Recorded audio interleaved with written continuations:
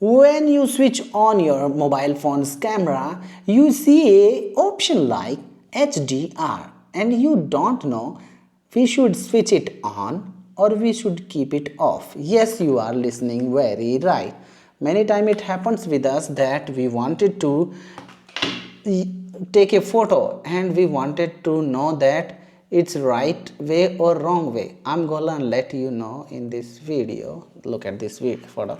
Okay, when we are taking photos of sky, you can check out sunny, bright sunny sky, we should switch on the HDR. And if we are taking photos in the dark time, switch off the HDR. As you can check out, switch on when the bright time, switch off when the dark time.